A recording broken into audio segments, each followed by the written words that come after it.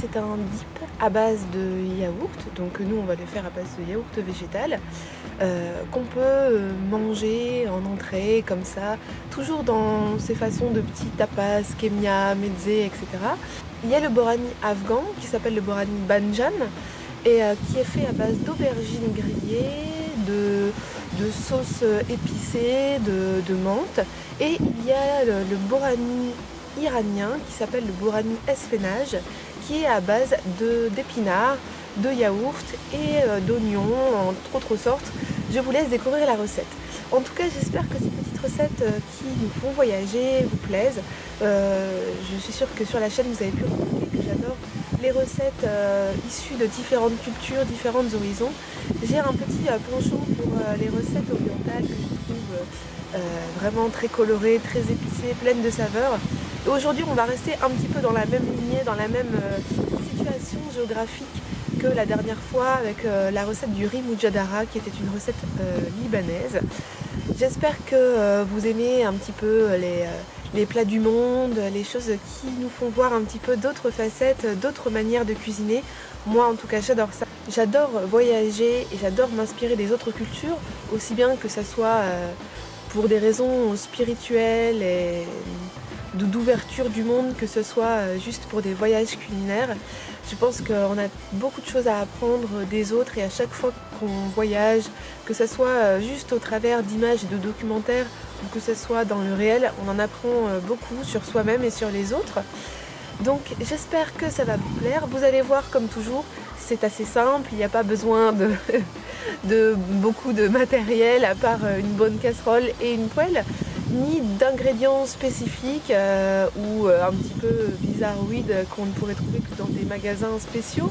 Juste de bons légumes et des yaourts de soja nature. Donc je vous laisse découvrir tout ça, restez avec moi, j'espère que tout ça va vous plaire. N'oubliez pas de me laisser des petits commentaires, ils seront lus, même si je ne réponds pas en temps et en heure à tout, ils sont toujours lus et appréciés et ça compte beaucoup pour moi. N'hésitez pas à partager si ça vous plaît et puis on se revoit bien sûr de nouveau et on se revoit bien sûr très vite pour de nouvelles aventures. Salut! Pour cette recette, vous aurez besoin d'épinards en branches, frais ou surgelés, de yaourt de soja nature. Je vous conseille le soja parce que son goût n'est pas prononcé et qu'il peut s'accommoder à n'importe quel type de recette, un peu d'huile d'olive, des oignons jaunes, des noix, du sel et du poivre. Ça c'est pour la première version du borani. La deuxième, qui est la version afghane, on aura besoin d'ail, d'aubergines, de tomates, de coriandre, de curcuma. Et on utilisera aussi nos yaourts végétales avec peut-être un peu de menthe. Donc voilà des ingrédients simplissimes et je vous jure que ça va être vraiment un régal. Tout d'abord, commencez par hacher finement vos oignons jaunes, les deux, et à les faire revenir dans une poêle avec un petit peu d'huile d'olive, à les faire mijoter tout doucement.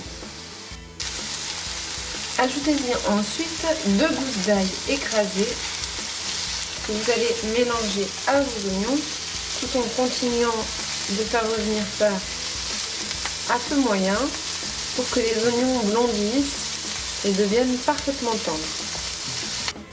Lorsque le tout a pris une belle couleur, mettez-y vos épinards en branches, je précise car c'est important. Il ne faudrait pas que ça se décompose, c'est censé être un dip et si c'est des épinards hachés, ça va gâcher la mixture. C'est très bon pour une autre recette mais pas adapté à celle-ci. Donc qu'ils soient frais ou congelés, choisissez toujours voilà, des épinards en branches et laissez mijoter ça tranquillement, toujours à feu moyen doux. Même lorsque vos épinards sont cuits, veillez à ce qu'il n'y ait plus de liquide. Faites dessécher au maximum la mixture avec les épinards, puisque après on va l'ajouter à un yaourt qui lui-même sera égoutté. Mais si les épinards sont pleins d'eau, ça aura un mauvais résultat. Donc il faut essayer de faire dessécher vos pousses d'épinards le plus possible, sans les faire brûler bien évidemment. Pendant ce temps-là, préchauffez votre four à 200 degrés et enfournez des rondelles d'aubergine, donc ni trop grosses ni trop fines, au four en position moyen à 200 degrés, de sorte à bien les cuire et les faire griller. La cuisson au four, c'est une cuisson un peu particulière qui donne un autre goût aux aubergines que si elles étaient cuites à la vapeur par exemple. qui vont être parfaites pour ce dip. Maintenant que vos épinards sont prêts, vous pouvez les réserver s'ils n'ont plus de jus et les mettre de côté dans un grand bol pour les laisser vraiment refroidir. Et ça, c'est finalement la période la plus longue, mais pendant ce temps-là, on pourrait s'occuper des autres préparations pour le dip avec l'aubergine. On va ajouter du yaourt et pour éviter qu'il ne se transforme tout de suite en eau voilà, de façon très liquide à cause de la chaleur, il faut essayer de laisser refroidir un maximum. Pour ça, on va redémarrer une petite sauce dans une casserole avec toujours un fond d'huile d'olive et des oignons finement hachés. De nouveau, on ajoute 3 gousses d'ail et on fait de longues dires de tout jusqu'à ce que ce soit vraiment sympa. Si on peut, on ajoute à ça 2 ou 3 grosses tomates fraîches ou bien du coup une boîte de tomates concassées de sorte à réaliser une magnifique sauce tomate. On va aussi ajouter 2 cuillères à café ou une grosse cuillère à soupe de concentré de tomates. Remuez bien et ajoutez ensuite l'assaisonnement, les épices, sel, poivre, curcuma. Il faut attendre que les tomates réduisent. On va dire environ au bout de 10-15 minutes, vous allez vous retrouver avec quelque chose de totalement liquide, un magnifique coulis. On laisse tout ça mijoter tranquillement et vous pouvez aussi rajouter un petit peu d'huile d'olive, ça fait de mal à personne. Donc je rappelle l'assaisonnement, un peu de sel, de la coriandre moulue, du curcuma,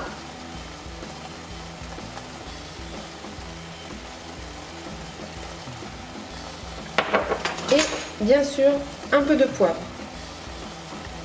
Lorsque votre sauce est prête, elle ressemble à ça, elle est liquide, magnifique. Elle sent bon l'ail et les petits oignons. Elle est juste ce qu'il faut d'épicer. On la conserve sur le côté et maintenant le principal de l'opération va se dérouler maintenant. Refaites chauffer votre poêle à feu moyen avec un fond de votre sauce tomate à côté. Sur votre côté, vous aurez vos aubergines qui sortent du four, qui ont été un peu grillées, comme ça, hop, juste qu'ils ont une bonne couleur et vous allez les mettre donc en caconte dans votre poêle. Ne faites pas comme moi, prenez une fourchette, bien évidemment c'est brûlant, ça sort du four. Hop, et vous allez disposer les tranches d'aubergine comme ceci.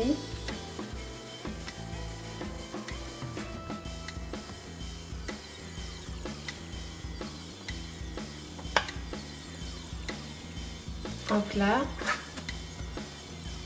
Remettre une couche de sauce tomate par au-dessus.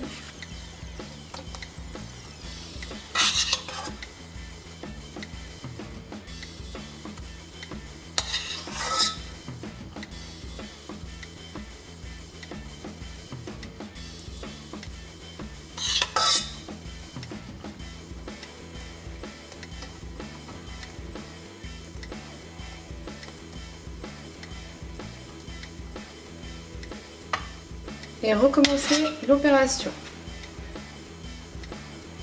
jusqu'à ce que vous ayez tout placé.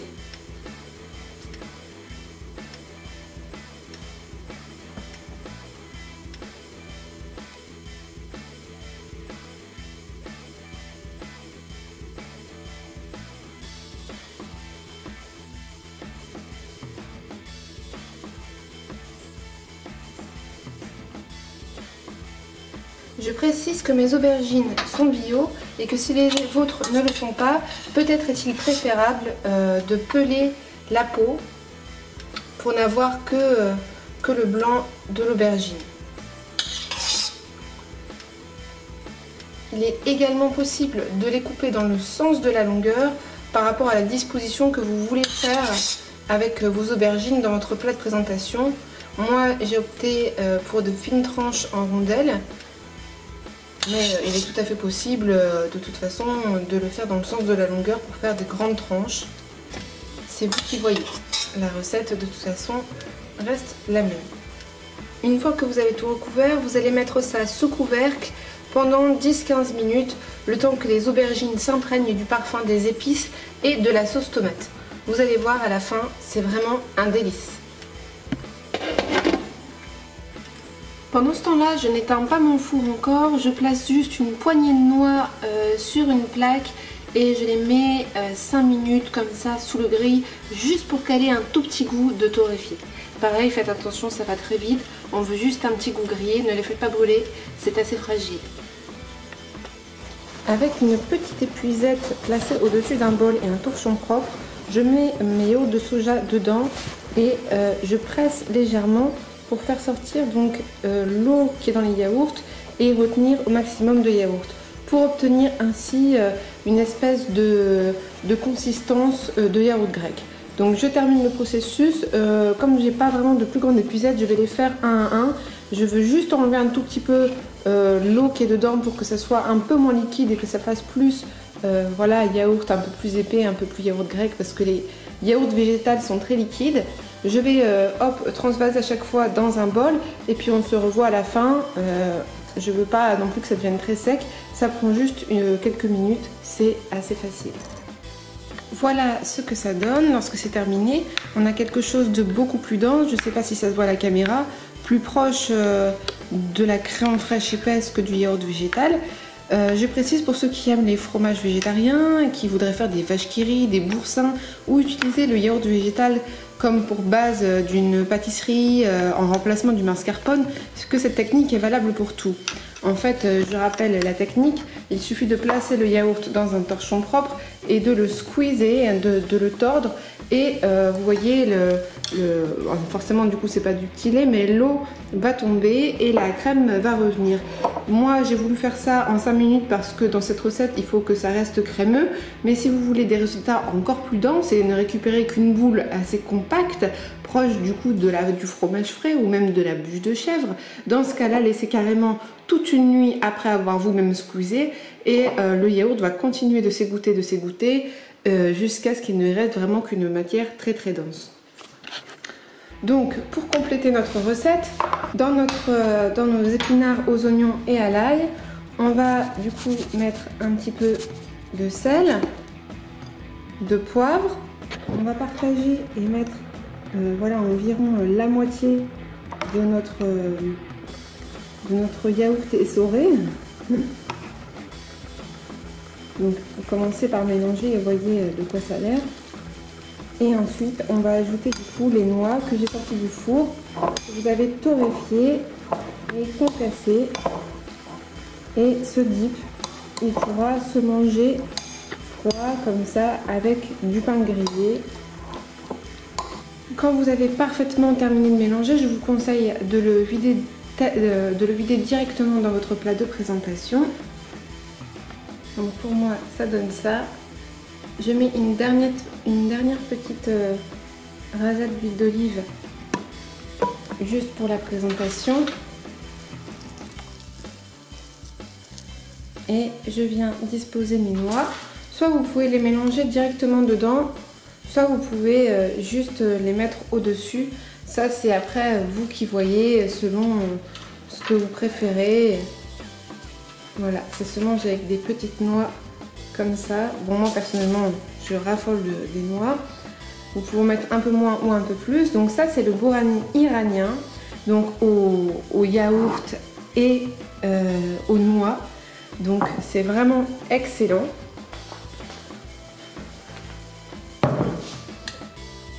Voilà ce que ça donne. Et maintenant, on va juste terminer l'assemblage de notre bourani afghan. Maintenant pour le montage du bourani afghan, voici comment procéder. Voilà nos aubergines qui ont fini de cuire dans cette marinade à la sauce tomate. Voici un petit peu de menthe ciselée de mon jardin et le reste du yaourt qu'on avait fait donc épaissi en l'essorant avec juste un peu de sel et de poivre. Donc comment procéder? On tartine un peu de yaourt au fond de l'assiette, dans l'assiette où vous allez présenter. Et puis tranche après tranche, vous allez venir mettre vos aubergines qu'ils ont terminé de cuire à l'étouffer après avoir été grillées. Elles sont assez fragiles de ce fait, donc soyez précautionneux pour les conserver entières.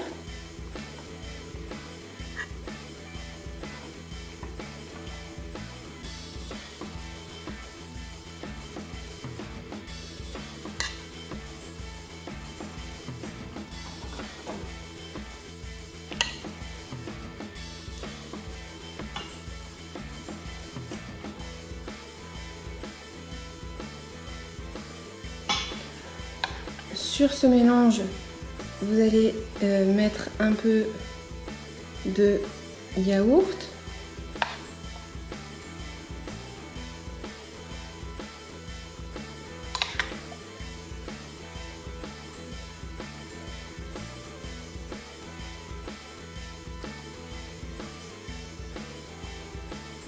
Voilà. Et vous allez parsemer de menthe fraîche. Et ensuite, vous allez terminer chaque couche comme ceci.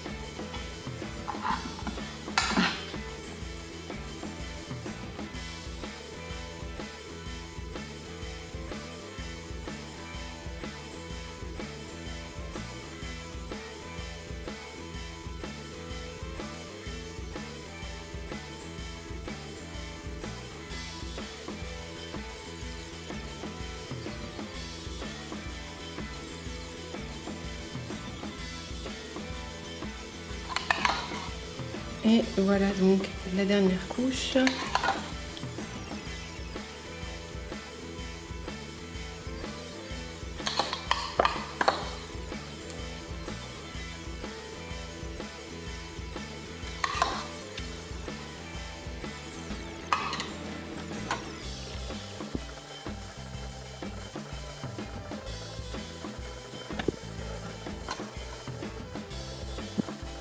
Et voilà.